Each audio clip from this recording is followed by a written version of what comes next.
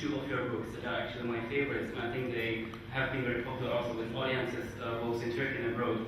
And by these two books, I mean My Name is Red and The Black Book. And we heard an excerpt from The Black Book actually at the beginning of this conversation. These books are quite different, but still I feel they are closely interconnected in the sense that they both tell us a deep story about the human condition that I mentioned in the beginning, to quote Kundera. And at the same time, they sort of make use of the forgotten traditions of the Ottoman or Persian miniature painting in one case, and probably Sufism in the other. So, can you tell us a bit more about what has inspired you actually to write these novels? How much research did you do about? But these are two different questions. Yes. The first one is the actor had just read a chapter from Black Book. I think I have found my voice with Black Book. That it's a combination. It's an experimental novel in ways that tries to combine the classical Sufi literature taken from the secular and modern point of view, the complexity of Istanbul. It's the city, as Khalid says, just like Iraq, has layers of civilization that is still alive in the daily streets.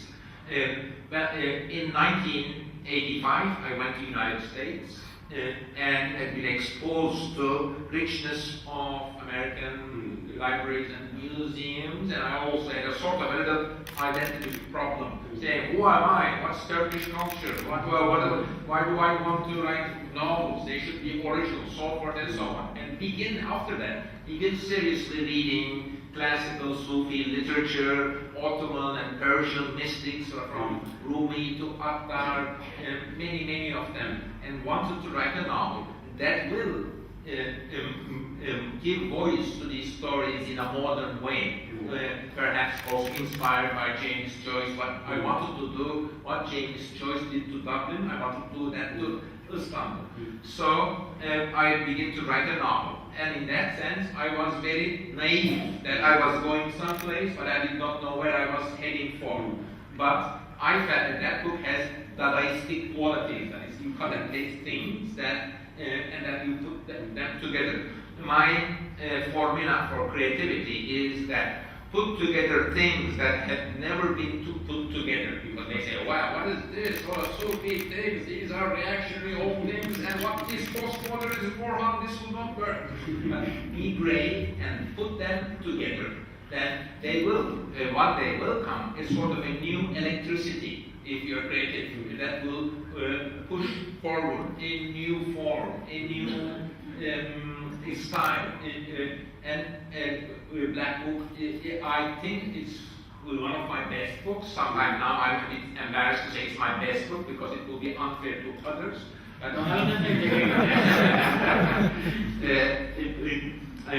proud of writing at least that. And when the new generation of readers read that and write about it in Turkey, I'm very happy. It's a strange book. Sometimes people say, well, I read such a depressive book, perhaps. But it's a story, it's a simple story, narrative story, that a lawyer's life is lost in the street, and the lawyer is looking for his wife, and every single detail, from a chimney to a street sign, from an advertisement to what you read in a newspaper, gets the form of a question or a signal or a sign, and my character tries to decipher the signs of the city. Would you describe these novels, and I especially refer to My Name is Red, and probably other novels like White Castle, as historical novels? Would you say that these are historical novels, or what is your actual... The White Castle is complete. The White Castle and My Name is Red are historical, but they are not historical in the sense that what one girl wrote, or they are historical in a postmodernist way, in which I say, look, this is fiction, I'm playing around. I am not trying to imitate reality, but forming a new reality by getting things from past. I have also, history is very fruitful for people like me with some kind of romantic imagination. That I write about history, not to understand history, not to then decipher and give meaning to mysteries of history, but to immerse myself into another imagery. So in that sense, yes, my name is Red and White Castle are historical novels, but not flat 19th century historical novels, or not historical novels where you historical romances, but they are invented. They use history also to address the traumas of the nation, the question of Turkish identity, and these novels try to form something new from the ashes of the past, so to speak. This brings me actually to the last novel, The Museum of Innocence, because I feel there is a historical touch in the sense that you petrify movements of history actually in the objects that are displayed in the museum. Yes. It's a very personal history, but I mean, we have seen this beautiful catalog that you presented to the mayor of Prague, and so probably the public knows now that the Museum of Innocence is not only a novel, it's also a whole project, a museum that actually exists in Istanbul.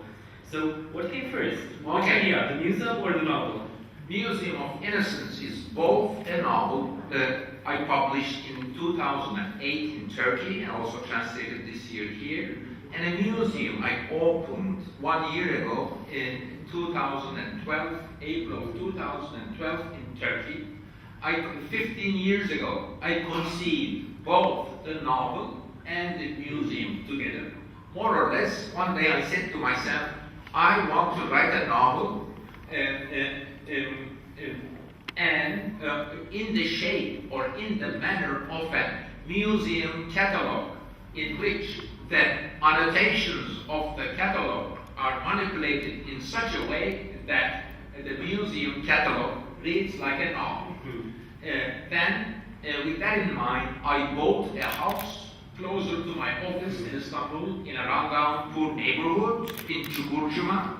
Then I set my story in this, I set my imaginary story in this real house which I owned and which I wanted to convert into a museum. The idea of the novel was that it's a love novel, that it's about an upper middle class Istanbul, a rich Istanbul boy's infatuation, a love affair with his twice removed cousin. He is so much in love with his cousin that he begins to collect the objects she touches. The affair goes wrong. In the end, he's sad. I won't tell you the ending, but in the end, my character is left with a lot of objects. As I wrote the novel, I collected these objects with an eye of making an exhibition, a real museum. In fact, my fancy was to publish the book the same day the museum opens, but then I thought I couldn't achieve this. This was too much. Then I realized that I should perhaps, now that I was taken away by the story itself, that I finished the novel. It's a love novel, not in the sense that it tells you about how sweet it is to fall in love, how wonderful love it is. No. My attitude to love is it's a very humane thing. It happens to all of us, maybe I should say most of us. Then we have to, I want to explore what happens to us when we fall in love, seen through the eyes of a male, with a macho, not very cute male in 1970s, upper class Istanbul bourgeois boy. He is in love, and then the world is seen through, the girl is seen through his point of view. So I begin to write the novel as I collected the objects that I would exhibit in the museum. In fact, the idea of making a museum is also narrated in the novel.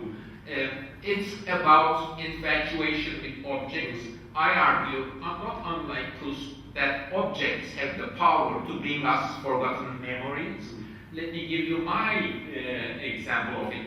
We go to a movie, we buy a ticket, we put that ticket in our coat pocket, then we hang it, then we forget it there for 20 years. Then one day we will get that coat and put our hand in our pocket, we get the ticket. Then we remember that we have seen that movie, which we have already thoroughly forgotten. Then we remember the scenes from the movie. We remember that day. But if there were no objects, we wouldn't be remembering that we saw such and such movie 20 years ago. I argue, just like my character Kemal, that objects have the power to bring us past. So when I was collecting these objects that signify the daily life of Istanbul people in 1970s, I was also preparing to make not only the museum of a love story, but a model city museum in Istanbul. Last year I opened the museum. The novel Museum of Innocence tells the story of love, and also again, it's not a novel that puts love on a pedestal, but it addresses, tries to analyze it as something like a traffic accident. It happens to us, and more or less we behave very similar in love. That we get angry, we have a constant monologue with our beloved. We are worried about the social situation. We want to negotiate our love. We get jealousy, all sorts of things that we do when we are in love are connected to each other. And the story is also a sort of an encyclopedia of love, when our behavior when we are in love. Of course, all of this is narrated through the point of view of a man who sometimes does not understand what's happening to him. The reader understands what's going on, but then my character Kemal sometimes doesn't have any clue about what he is doing.